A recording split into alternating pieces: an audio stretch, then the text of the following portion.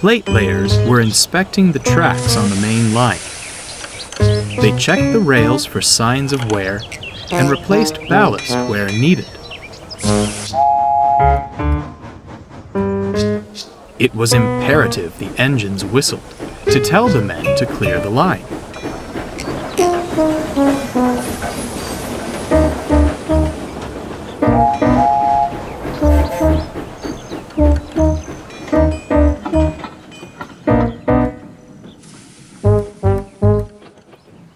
One morning, Gordon arrived at Edward's station, looking rather annoyed.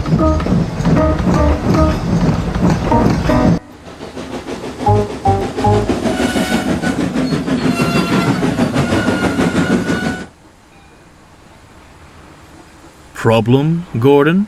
asked Boko. "There is something to be said," Gordon replied, "for quiet engines like you, Boko. I understand we must whistle for the plate layers, but some of it is most excessive. It isn't wrong, of course, but—" Gordon's speech was interrupted by a booming whistle in the distance.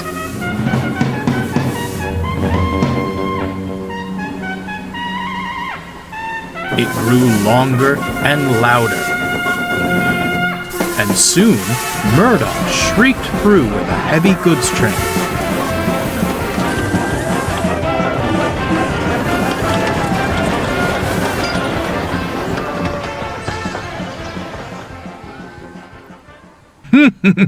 "I rest my case," Gordon harumphed.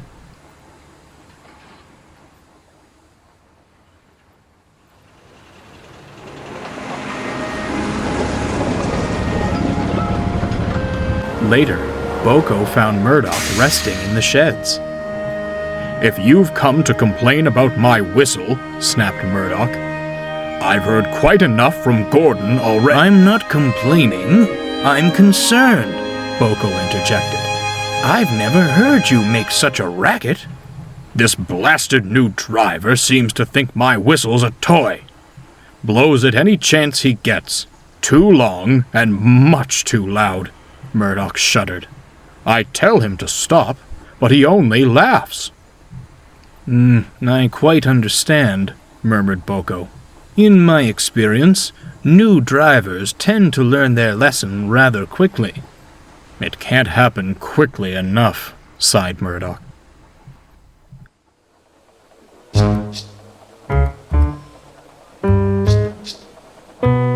The plate layers had nearly reached Marin Station.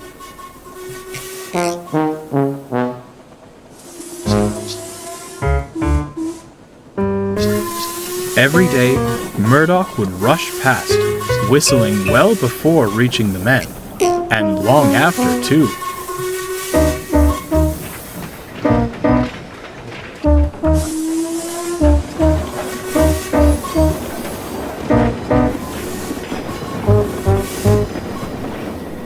"You're going to wear him out at this rate," sighed the fireman. "Nonsense," scoffed the driver. "Why give him a big, booming hooter if we're not going to use it?" "I don't think you understand which engine you're driving," chuckled the fireman. "He'll never want to whistle again after you're through with him." The fireman was right. Murdoch grew increasingly irritated at the sound of his own whistle, and barely said a word to anyone as he scowled down the line. Boko tried to comfort him, but the other engines weren't as sympathetic. "When do we get some of that peace and quiet you're always moaning about?" teased Henry and James.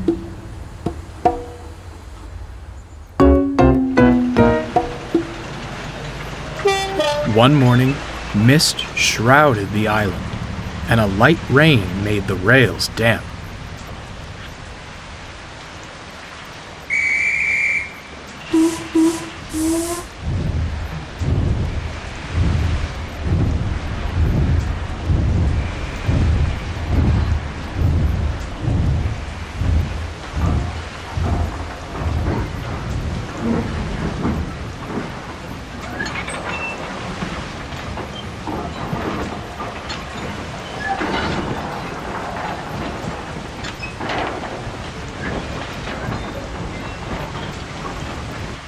As Murdoch set off with his goods, he was struggling to see the line ahead. All too often, his focus was broken by his own whistle.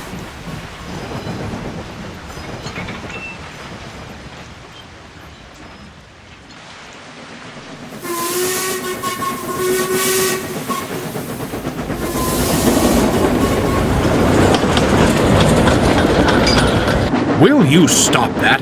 He barked at the driver. This journey will be hard enough without you making that racket. Have to let people know we're coming, especially in this mist, don't we? The driver replied with a smirk.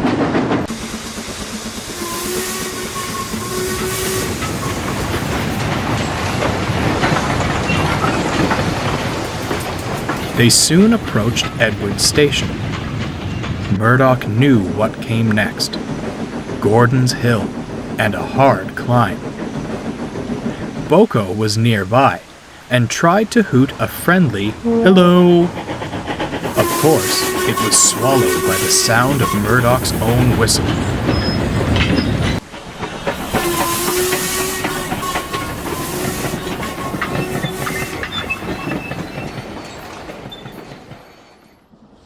He charged at the hill, puffing and snorting until he reached the top.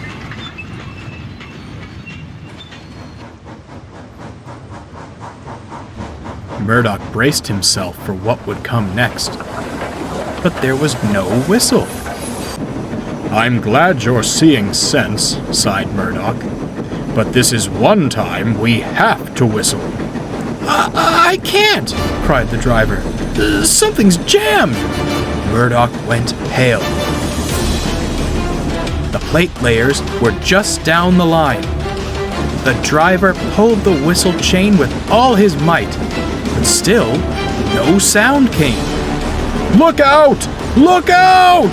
Murdoch shouted into the mist. The plate layers were startled. They saw the silhouette of an engine and jumped clear just in time.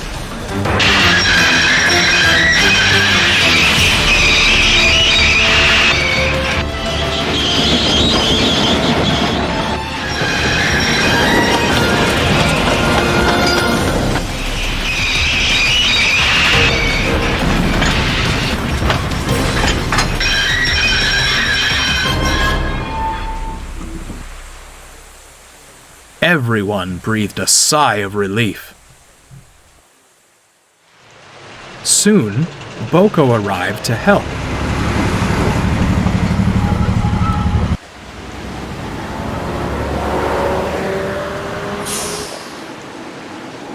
I'd say the lesson has been learned, Boko winked, as he saw the fat controller talking severely to the driver.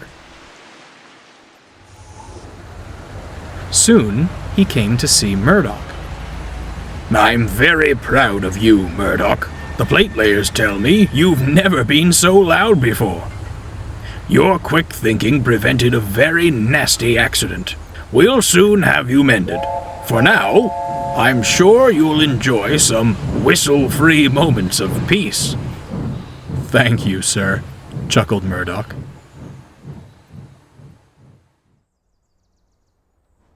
Sure enough, Murdoch was soon back on the main line. His whistle was working better than ever, and saw far less usage than before. The driver had taken a temporary leave from the footplate. He volunteered to assist the plate layers with repairing the line. Whenever he heard Murdoch's whistle, he smiled, knowing it meant one of two things: a warning to stand clear, or a means of aggravating Gordon.